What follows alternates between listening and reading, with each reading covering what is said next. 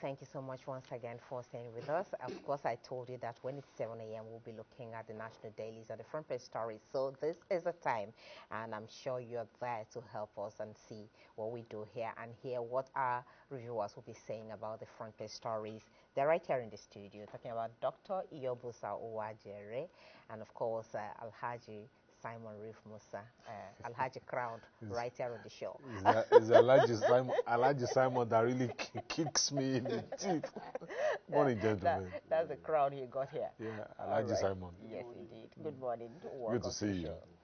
All right, let's look at what the papers have for us quickly. We start with the Nigerian pilot, and it leads with the story, Sacrilege. As bandits kill 13 worshippers inside mosque in Malumfashi, Katsina State, attackers stormed the mosque during Tuesday morning prayers, opened fire.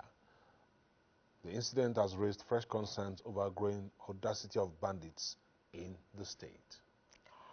All right, the next paper we're looking at is the Daily Trust. And the lead story there is Katsina Mosque killing. We were attacked during prayers. And that's how the Daily Trust is leading. Okay, now to go to the next paper, which is the People's Daily. Al-Shabaab suspects. Court grants DSS request to shield witness. Rules on bail application September 10. You'll find details of that on page 6 of the paper. Let's see how the Daily Asset is leading. Of course, it's also talking about the Katsina story, and it posts this way. Bandits overrun 8 wards, trap farmers, kill 12 in Katsina. State Assembly 6 probe over killing. Bandits are locals, not strangers, says Governor Rada. On page 2 is where you find details. Airport breaches. NCAA goes tough. Orders mobile phones devices switched off during flights. That's how the blueprint leads this morning. The writer says summons Ibom Air Crew Emanson for further probe, vows to uncover all facts around infractions. And towing the same line in its lead, Standard Times says NCAA orders passengers to off phones during critical flight times. Okay, now let's go to the Daily Independent. Different headline this time, leading for the paper. Manipulations in last by-elections won't repeat in 2027, PDP vows. And the Daily Monitor, what happened during Saturday's by-elections won't repeat itself in 2027. PDP warns APC, says Nigerians wiser will vote in 2027 based on prevailing challenges facing them. Trouble looms as Wike vows to stop PDP National Convention. That's how the Daily Times leads this morning. You'll find details of that story on page 9. And the leadership is also leading with, something close to that story. It says, Amechi's presidential bid dead on arrival, says Wike. On page 4 is where you can find details. The leadership. The same, in fact, it's word for word. That's how the Observer's Times also captures that story this morning. Amechi's presidential bid dead on arrival, Wike. But the writer now says, Babachir angry with Tinubu because he didn't get VP slot. Check the details of that on the inside pages. I think page 2 will have that. Nigerian News Direct is leading with criticism must be genuine, not revenge for political disappointments. Wike warns ex-SGF, other critics, says Nigerians should judge leaders by actions, not media appearances. Assures party loyalty cannot override national interest in 2027 elections. Okay, this Nigeria leads with the story. Court freezes ex-NNPCL boss Kyari's accounts over alleged fraud. The writer says EFCC alleges money laundering, abuse of office as inflows from NNPCL oil firms reportedly traced to personal accounts. The story has all its details tucked in page 4 of the paper. And on page 3 of the Nigerian Express, you have this leading story: alleged fraud. Ex-NNPC boss carries bank accounts frozen.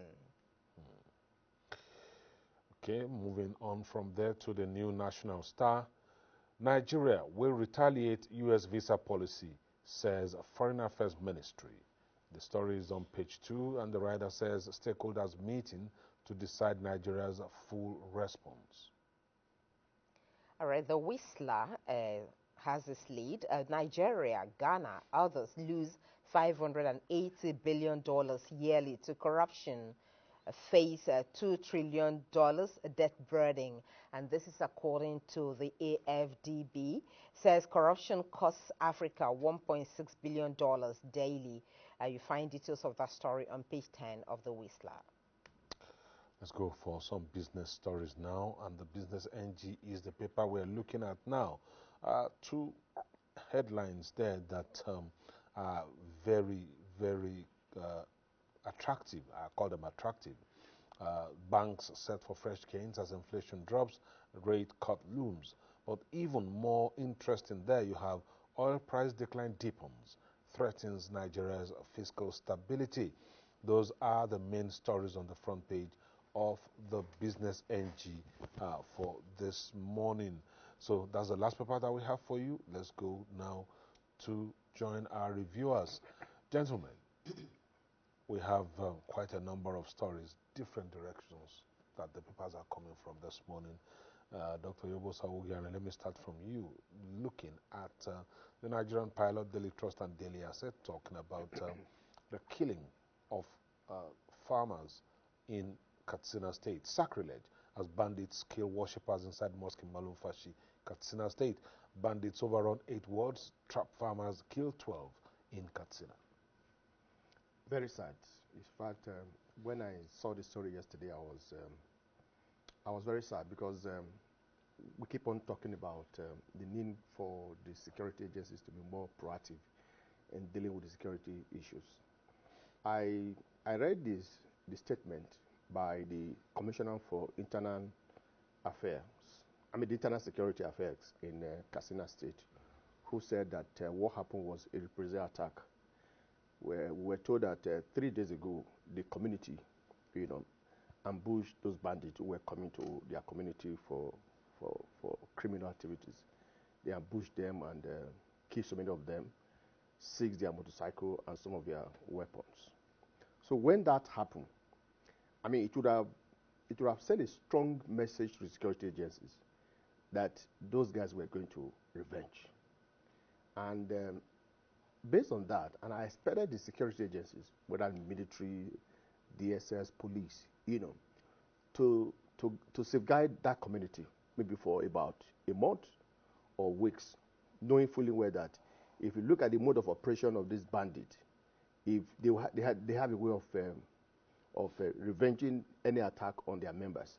So when that thing happened about 3 days ago, so one would have expected that the security agencies, the police, the soldiers, would corner up the community in order to avoid this reprisal attack. But that was not done. And knowing fully well that the community is in a remote area, and for you to, even if you allowed security agencies about the criminal activities of this bandit, it would take them some hours before they could get there. So I expected the security agencies to corner up the community after that that incident for some days or months or weeks, But that was not done. And what happened was what we saw yesterday. Very, very, very sad. And going forward, I think I expect the security agency to be more proactive in this kind of a thing. This incident would have been avoided if the security agencies were proactive. Simon, you think along the same line? I understand that even some people were also injured. Yes, what I just want to say here is that we often complain of security agencies not on ground, but we also discover that the numbers of security personnel we have, they're just very short. They're very, very few. And I think it is something that government should try to see what do they do to ensure they get more hands. I'm very happy with attempts now by the government to employ people into immigration and other security agencies. But the police, as far as I'm concerned, we need more of them. If you go to these hinterlands, if you go to these villages, you discover that for you to get a policeman, to you to get a security agent around, it's pretty very difficult. So there is need for the federal government to ensure that they employ more policemen on ground, because their presence alone shows us there is security. And no nation can truly be called a nation or a country if they cannot secure their citizens. And of course, what happened in Katsina drives the main point that every hand must be on deck. People have this impression that, oh, bandits, oh, they are from Islam, they are from Muslim. No, these are criminals. They're coming out from the caves and they can attack. These are even Muslims who carry guns to go and kill their fellow Muslims in the mosques. So it tells you that the business of banditry is not religious. It's simply an act of criminality. And there is need for government to look into it, not just government, the people themselves. Clerics should also be involved, because if that community was alert, knowing that they have kind of unleashed an attack on the criminals the previous time, they should know that these guys will come back to them. But maybe they never thought they would come into a really, at the mosque of God, yes. Inside the mosque where people were praying. Yes, probably in their communities they were. I kind of agree with ready. Simon. Yes, really. I kind of agree with Simon because according to what Michael Efedi is sending in this morning on our YouTube live stream, he says it's the same bandits that nearly killed the Katsina State governor some weeks ago while he was traveling by road. And if they could attack, that's why I said I agree with you, because Michael Efedi is reminding us of that, and you are talking about the fact that this has nothing to do with religion. No. They just don't recognize any boundaries. Yes. They attacked the governor's convoy and nearly killed him. Now they've gone to the mosque. Now, let me quickly just intervene what what Samari said about, oh, we don't have enough security. I agree that we don't have enough security. But when those guys were killed, we were told yesterday by security agencies that they have deployed security agents to the community. So where did they get the security agent that they deployed to the community after the attack? So my position is that we need to be proactive. Security is not just about carrying gun. We need to be proactive, intelligent gathering and all that. So when that incident happened, I'm not talking about the security. I'm talking about the governor. To be specific, the governor ought to know that those guys will come back. One of the papers here reported that the governor there was need for them to make arrangement for that. And handed over power to whether his deputy before he left. Well, yes, the deputy, I don't know. But the point I'm making is that the security ought to prevent what happened yesterday. Because when that incident happened, they should know that those guys will come back. We've seen their mode of criminal activities. And that's the way they operate. If you attack them, it will take a matter of days before they retaliate. So I'm saying that going forward, the security agencies need to be proactive. You can't wait for people to be killed before you now deploy security agent to the community. I'm not very comfortable with that. The police, that is the lead security agencies in the country, should take responsibility. They should take responsibilities. All right, gentlemen, let's move on to something else. Story. Yes, indeed. I believe the concerned authorities are listening. Let's look at how the blueprint, the Standard Times are leading this morning. Airport breaches, NCAA goes tough, orders mobile phones devices switched off during flights. And some are asking, is this a new law? It's always been there, really. Well, people don't just obey that. So let's get your view on that, please. Well, of course, that is the regulatory body of the aviation industry. But don't forget that the regulations of aviation is a global thing. They have global regulatory rules, that guide the way they do their business. So Nigeria should not be exempted from that global regulatory framework. But this idea of switching off phones when you are traveling. It could be. That's the standard. Some pilots will say because there are some aircraft that do not have the devices to deactivate your phone when they are taking off. There are some bigger aircraft. Whether you switch off whether you on your phone or not, once they are taking off, they have a device that they can use that jam they will phone signals. deactivate all your phones, so you can't even make phone calls. But there are some airline, some aircraft with smaller aircraft. They can ask you to switch off your phone while they are taking off, or while they are about to land. I think it's for the safety of everybody. So, if NACAD is saying or coming out to remind Nigerians that that is the best way to go when we are boarding, I think it's a good development. No, my point is people even doing that. You just stand there and give instructions. So why don't people actually obey that instruction? We've seen some of the latest issues. So how enforceable is this? Let me give you an example. On Sunday, I was coming from Owerri to Abuja. I boarded Air Peaks. And there was this man that was sitting very close to me with his son, maybe about 12 years old son. And 3 of us were sitting in a row. So when the lady who was announcing that, asking everybody to switch off their phone, I did immediately. But this man was still feeling with their phones. So when he saw when he saw the girl coming, he quickly, dropped it. Not switching no, off. So immediately just hit the phone. Yes, immediately get past. He now started using his phone again. And I was very angry with him. I called and said, "Okay, come. What you are doing is wrong. It's not right. What are you teaching your son that is very close to you? As an adult, somebody asked you to switch off your phone for your own safety. For your own safety, for the safety of every member in that aircraft. And a young girl was coming. You put down your phone. As if it's your child that's doing that. Yeah, exactly. Really. So immediately the girl passed. You started using your phone again. It doesn't make sense. Assuming your son is looking at you, what you are doing. So what are you teaching him? Did he listen to you? Did he the man got angry, and I told him to go to her and stay there. And eventually, when the girl was coming back again, I told the girl that this man has not switched off his phone. So the man was angry.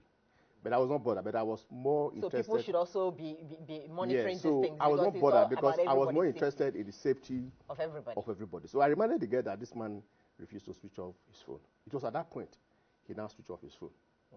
That's an adult. So every Nigerian should toe that line. But that's an adult. But the point I'm making is that I don't know why Nigerians find it very difficult to obey simple instructions. Not just instructions, things that have to do with your safety. That has to do with the safety of your life and the life of everybody in that inside that aircraft. Okay. But, it's quite unfortunate. Do you think it's just Nigerians who do not like to switch off their phones on aircraft? I think one thing I've discovered with Nigerians, some. You are zeroing in on Nigerians? Yes, on Nigerians. Okay. Is that when you bring a law, they don't obey. They want to challenge that law. If you go to a place where they say, please, don't urinate here, somebody moves there and ensure that he wants to urinate there to see what will happen to him. And because there are no consequences, he does it and he goes. So, but let's even talk about this NCAA and whatever. See, if you go on international flights, nobody harasses you. Switch off your phone. You can simply put in the fly mode. So you now understand why are we harping on, you must switch off phones. I am not saying it's wrong, but the Nigerian character, most Nigerians, when there is a law, they want to test if they violate it. Now, if the person that is flying you says, hey, this equipment, or this device will interfere with our navigational equipment or something like that. I mean, how long is this flight for? Some people will tell you that they've gone on international flights and nothing has happened. In any case, you can't even make call, really. You can't even make call. So what's the point of leaving the phone on? The other part is what Iyobosa talked about earlier on. The NCAA takes charge of civil aviation within the Nigerian territory. Yes.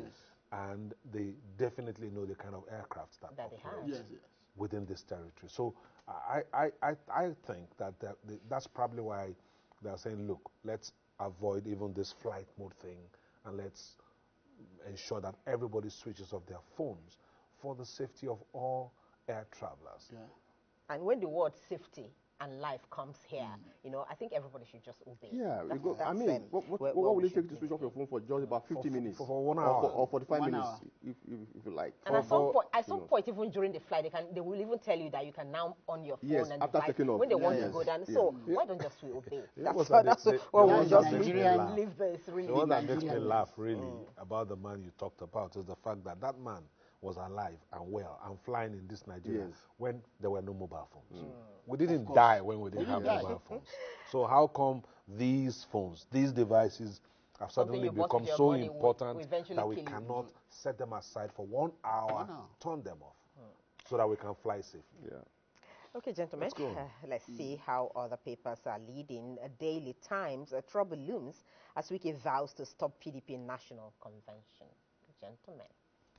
Well, I'm not very sure about where they got that story from, because I'm sure most people who reported the issue today It's just the Let's Daily with Times something and different. got it from and Observer's Times. yeah, An got it interview. from the interview with Arise TV yesterday, and I listened to that interview. I think what he said was that he's not aware that the national conventions of the party has been fixed for November in Ibadan. That he was not aware. So somebody now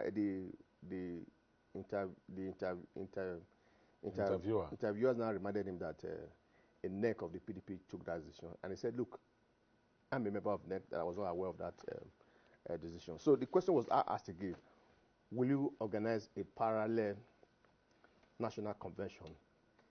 He said that he is not aware of any convention coming up. So on the basis of that, whether the issue of parallel national convention will come up or not, was not on the table. So I don't know where they got that story from. But the truth of the matter is that we keep on saying on this platform that there's need for the PDP to do the right thing and put their house in order. Find a way to listen to everybody as far as this issue is concerned, so that they can have a free and fair national convention where new leadership will be elected. But unfortunately, the spokesperson for the PDP is not helping matters. Sometimes he come on air to make statements without getting clarification from the leadership of the party on the position of the party. I'm not aware that Wike has said that he will stop the national convention. But what he said yesterday was that the right thing must be done. For example, he was not very comfortable with the fact that the zonal election conducted in the South, there's indication that they will reverse that the zonal convention. They said, look, it was not in line with the party rules. And the man said, look, they followed the due process in electing the South zonal leaders, that any attempt to reverse that decision, will be counterproductive. But like I keep on saying, they need to put their house in order. I also listened to him yesterday where we were talking about the outcome of the by-election that took place during the week, and saying that what happened will not happen again in 2027. And the question you ask yourself, what are they doing? I'm not just talking about the PDP now. What are the opposition doing? What are they doing to mobilize Nigerians against such infraction? Are they creating the awareness? If you ask me, my answer is no. I'm not seeing any serious move by the opposition party, including the ADC, the PDP, the Labour Party, to galvanize, Nigerians against what happened during the week. Let me use Edo State as an example. Somebody told me that virtually in most of the polling units in the by-election, the PDP agents were not there, which means that the party is almost going to the estate. Going to the. Whether PDP still exists. Yes, I don't know. So the point I'm making is that they should do everything. They should begin to galvanize Nigeria. Or whether they have the funds to even. They should begin to create the awareness about what Nigerians should expect in 2027 and how they should counter that. That move. Because for me, I'm not seeing that on the part of the PDP, on the part of the new coalition they are trying to form, the ADC. You keep on coming on air every day, making unnecessary noise without any physical mobilization to create that awareness, to galvanize Nigeria, to mobilize Nigerians on the need for them to be on the alert, especially as we move towards 2027 general elections. I've not seen that from PDP. I've not seen that from ADC. So is it still too early? It's not too early. We have election in less than how many years? Less than 2 years. If we want to start mobilizing Nigerians, if we want to start creating the awareness, this is the time. But I've not seen that so far. I've not seen that from the opposition party. Simon, what about you? Well, like he said, honestly, I've not seen much from ADC, SDP, and the PDP. The PDP seems to be going down in terms of really coming up as an effective opposition. Now, you may think that when the ADC started, some 2-3 months, you think that to be sustained. The steam will be sustained. Yeah. But now you find that nothing is being done. Well, maybe they are doing some underground discussion or planning. But we all know that the way by now we should know that we are having a feel that the opposition is on ground. But like they are feeling now because when Peter Obi, they say, he's not a part of PDP. I mean, he's not a part of ADC. He wants to go to PDP. A lot of confusion here and there. But let's just give them the benefit of the doubt.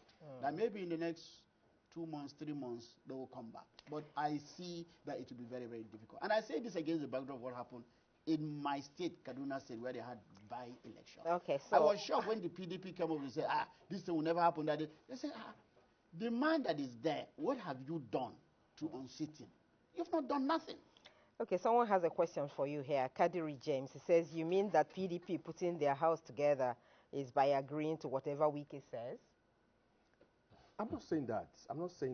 Well, of course, I'm not about the PDP. The point I'm making is that, what are they doing to even, resolve the internal crisis that they are having? Have they been able to, resolve the internal crisis? But people keep on talking about, initially when we said that, look, the only way you can have a free and fair National Convention of the PDP is to allow the National Secretary, Senator Anyanwu, to run out his term. People thought we were taking side. But eventually what happened? The NEC met and said, look, we have recognized Senator Anyanwu as National Secretary so that we can have a free and fair National Convention. That has been done now. The point I'm making is that there are other issues that they need to resolve before they go into a National Convention. Because at the end of the day, if they don't resolve those issues, if they have a parallel national conventions, that will further compound the internal crisis. All right, just fact-checking. That said the Wiki made that statement on Channels TV last night, not on Arise TV. So no, it was not Arise, it was Channel. Yes, okay, so let's move on to another topic. Okay, let's go on and take a look at this issue, this headline: Court freezes ex-NNPCL boss Kiaru's account over alleged fraud. This Nigerian Express. Simon. Yeah, I'm not shocked. I'm not shocked because it tells you what happened in the NNPC. This is not the first time we are hearing it coming from there. Once you are there, you do what you want to do. And the circumstances under which he left, definitely some people will ensure that whatever happens in the past that was not right, they'll try as much as possible to see how they can undo it. And I think that's one of those things they're trying to do. But to add that, it's an ongoing investigation. The EFCC is not saying the man is guilty. You say we have a reason to suspect that there are some suspected transactions between the man or the company linked to him and the bank, and on the basis of that, the court should temporarily freeze the account. And I think that was the order from the Federal High Court. Federal High Court. So the point we are making is that the FCC should do a thorough job and ensure that those who are involved. But we just be told about a few days ago that they've recovered some amount of money, huge amount of money, from the contractors who were involved in the turnaround maintenance of the Kaduna Refinery, Port Harcourt Refinery, and Warri Refinery. Huge amount of money, both in naira and hard currency. So that's a good development by the EFCC. I'm saying that the EFCC and other anti-corruption agencies should do a thorough job and ensure that those who diverted public funds for personal use, should be asked to account for those funds. It's becoming very alarming when you see an agency, of the federal government, people who manage those agencies are diverting public funds for their personal use. NNPC has become a body or what I call a conduit pipe for siphoning public funds for personal use. I think that must stop. I think that was the reason why the former management of the NPC was removed, and we have a new one now. But the new one, the message we are getting from the new one now is also very good. So they must put a stop to corruption within the NPC. Let's use the 1 minute that's remaining to talk about this. Nigeria will retaliate U.S. visa policy, says Foreign Affairs Ministry. Stakeholders meeting to discuss Nigeria's full response. You take that, Simon. Well, I don't know how they will retaliate because when you discover that many Nigeria or some Nigeria just want to go to the U.S., how many American citizens want to come to this country? You have to ask questions. We're simply begging them to come and invest. But Nigeria, every day when you go to this U.S. Their offices, you discover long queues every now and then. So I am at a loss how they will retaliate. So maybe my colleague here will tell us how they I'm will also retaliate. Okay, our confused like time you. is up on this segment, gentlemen. All right. So we'll leave that for another Let's day. leave it at the point of confusion. Maybe the Ministry of Foreign Affairs will come out and tell us exactly what they have in mind concerning retaliation. But we thank you, gentlemen, for coming on the program this morning. Dr. Yobosa Uwogaren and Simon Reef Musa joining us this morning to review the headlines of the newspapers here in Nigeria. Thank you. Have a great day, gentlemen. Thank you. Thank you. All right, so much for the newspaper review this morning. We did tell you earlier on that we will be talking about the review of the revenue allocation formula in Nigeria, which the Revenue Mobilization and Fiscal Commission is already working on. And of course, there's been this exchange between the chief